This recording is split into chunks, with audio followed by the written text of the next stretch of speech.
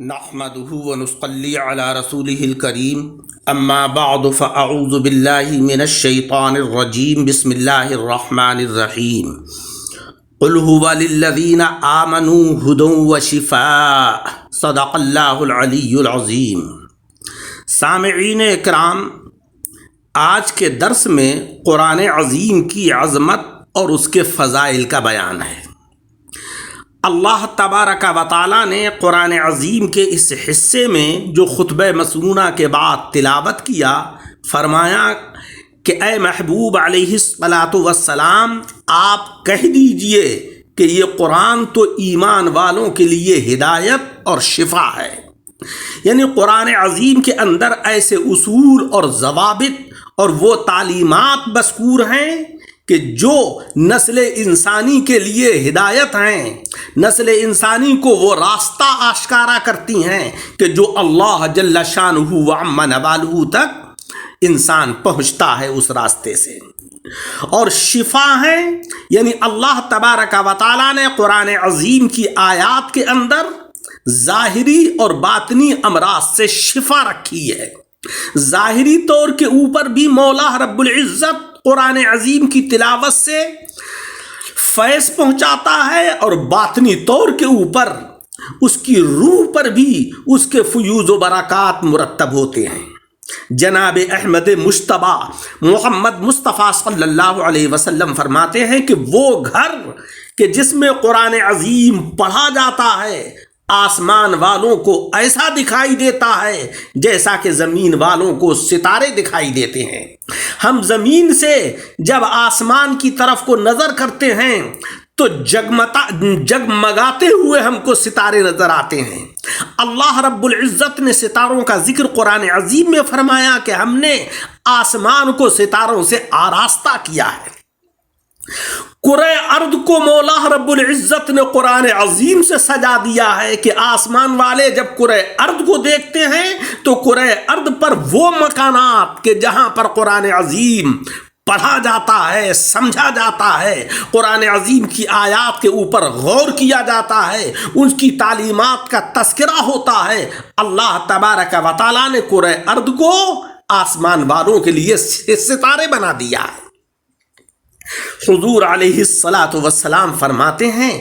کہ تم بیماریوں سے شفا حاصل کرنے کے لیے دو چیزیں لازم کر لو، نمبر 1 شہد اور نمبر 2 قرآن عظیم۔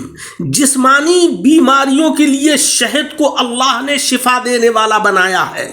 اور قرآن عظیم انسان کی ظاہری اور باطنی دونوں طرح کی بیماریوں کو شفا دیتا ہے۔ ظاہری بیماری تو ہم انہی کو سمجھتے ہیں کہ جیسے بخار کا آ جانا، جاڑے کا آ جانا، کسی اور بیماری کا جسم کو لاحق ہو جانا، اور باطنی بیماری وہ ہے کہ جو انسان کو اللہ تبارک و تعالیٰ کی نافرمانی کرا دے، جو انسان کے اندر گناہوں کی نجاست پیدا کر دے، اس سے اللہ تبارک و تعالیٰ کا کلام شفا دیتا ہے کہ جب انسان قرآن عظیم کو پڑھتا ہے، اس کی تعلیمات کے اوپر عمل کرتا ہے تو گناہوں کی بیماری سے محفوظ ہو جاتا ہے۔ پیارے آقا جناب محمد مصطفیٰ صلی اللہ علیہ وسلم نے فرمایا کہ جس نے قرآن عظیم پڑھا اور اسے یاد رکھا، اس کے حلال کو حلال اور حرام کو حرام جانا، یعنی قرآن عظیم نے جس چیز کو حلال کہا ہے اس کو حلال سمجھا، حلال سمجھ کر اس پر عمل کیا، اور جس چیز کو قرآن نے حرام قرار دیا ہے اس کو حرام جانا اور حرام جان کر اس کو چھوڑ دیا، تو اللہ رب العزت اسے جنت میں داخل فرمائے گا، اور اس کے گھر والوں میں سے ایسے 10 افراد کے حق میں اس کی شفاعت قبول فرمائے گا کہ جن پر جہنم واجب ہو چکا ہوگا۔ بڑے کم نصیب ہیں وہ لوگ کہ جن کے خاندان اور جن کے قبیلے میں کوئی حافظ اور قاری یا عالم دین ہو، اور وہ خاندان کے افراد اس کی ناقدری کرتے ہوں، اس کو اہمیت نہ دیتے ہوں، اس کی عظمت و رفعت کے قائل نہ ہوں۔ وہ قیامت کے دن اس کی عظمت کو دیکھ کر کف افسوس ملیں گے کہ کاش ہم نے دنیا میں اس کی اہمیت کو سمجھا ہوتا اور اس سے قرآن عظیم کی تعلیمات کو حاصل کیا ہوتا، ان کے اوپر عمل کیا ہوتا، تو آج ہم بھی اللہ کی بارگاہ میں مقرب ہوتے۔ لیکن آج ہم دنیاوی شان و شوکت اور عیش و عشرت پر ایسے فریفتہ ہوئے کہ قرآن عظیم کو بالائے طاق رکھ کر فراموش کر بیٹھے،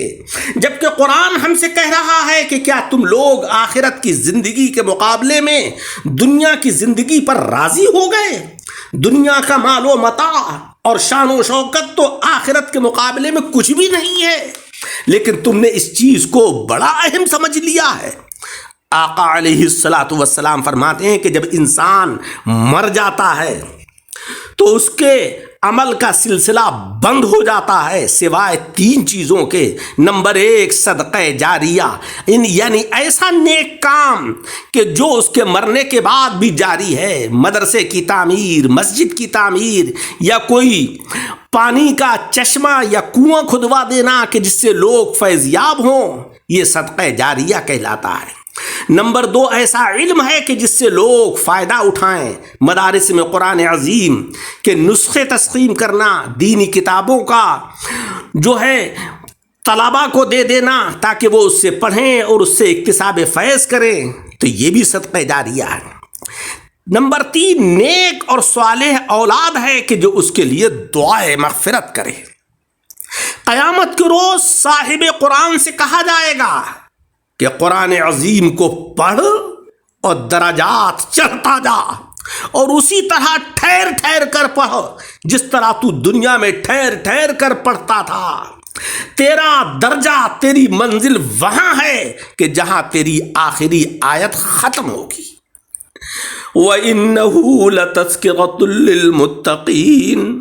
اور بلا شبہ یہ قرآن پرہیزگاروں کے لیے نصیحت ہی نصیحت ہے۔ حضور علیہ السلام فرماتے ہیں کہ سب سے بہتر بات اور سب سے اچھا کلام کتاب اللہ یعنی قرآن عظیم ہے، اور سب سے بہتر طریقہ، سب سے بہتر سنت، سب سے بہتر اسوہ اللہ کے رسول جناب محمد مصطفیٰ صلی اللہ علیہ وسلم کا طریقہ ہے،